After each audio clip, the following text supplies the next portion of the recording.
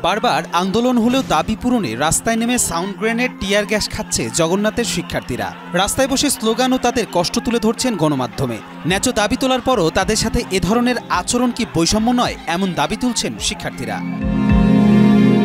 জগন্নাথ বিশ্ববিদ্যালয়ের দ্বিতীয় ক্যাম্পাস ও শিক্ষার্থীদের আবাসন সংকট নিয়ে চলমান আন্দোলন একটি দীর্ঘদিনের সংকটেরই প্রতিচ্ছবি। প্রায় 2 দশক ধরে শিক্ষার্থীরা আবাসিক হল, স্বাস্থ্যসেবা, পরিবহন ও শিক্ষার ন্যূনতম সুযোগ সুবিধা থেকে বঞ্চিত। এ অব্যবস্থার প্রতিবাদেই শিক্ষার্থীরা বারবার আন্দোলনে নেমেছে, যার সাম্প্রতিক ধাপ হল 2024 সালের গণ অভ্যুত্থান পরবর্তী আমরণ অনশন এবং শাটডাউন কর্মসূচি।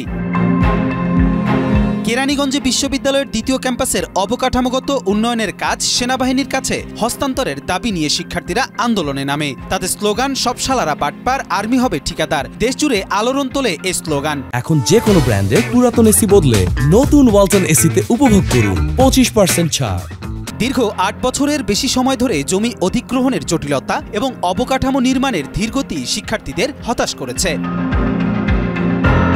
তাদের দাবি, সেনাবাহিনীর মতো সংস্থা প্রকল্প বাস্তবায়নের দায়িত্ব পেলে স্বচ্ছতা ও গতি নিশ্চিত হবে। শেষ পর্যন্ত সরকার এ দাবি মেনে নেয়ার মৌখিক আশ্বাস দিলেও শিক্ষার্থীরা চূড়ান্ত সিদ্ধান্ত না আসা পর্যন্ত আন্দোলন চালিয়ে যাওয়ার ঘোষণা দেয়।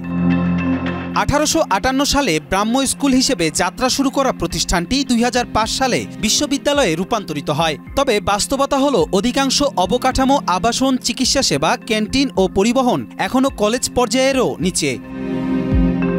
2009, 2014 ও 2016 সালে বড় আকারের হল আন্দোলন হয়েছে। প্রতিবারই শিক্ষার্থীদের রক্ত ও শ্রমে প্রশাসনের প্রতিশ্রুতি মিললেও বাস্তবায়ন হয়নি প্রায় কিছুই। এমনকি হলের বরাদ্দকৃত 2000 কোটি টাকার চেক ক্যান্টিনে ঝুলিয়ে রাখার ঘটনা প্রশাসনের দায়িত্বহীনতার একটি প্রতীকী উদাহরণ হয়ে আছে। দীর্ঘ 8 বছরে কেরানীগঞ্জে নির্মাণ কাজ উল্লেখযোগ্য অগ্রগতি পায়নি। সীমানা প্রাচীর ও লেক খননের কাজ নিম্নমানের হয়, তা ভেঙে পড়ে। ছাত্রদের জন্য বরাদ্দ বাস শিক্ষকরা ব্যবহার করছেন। মেডিকেলে নেই পর্যাপ্ত চিকিৎসক ও ওষুধ। শিক্ষার্থীরা দাবি তুললেও তাদের ফকির মিসকিন বলেও কটাক্ষ করা হয়, যা প্রশাসনের ছাত্রবিরোধী মানসিকতার প্রমাণ বলে দাবি তোলে শিক্ষার্থীরা।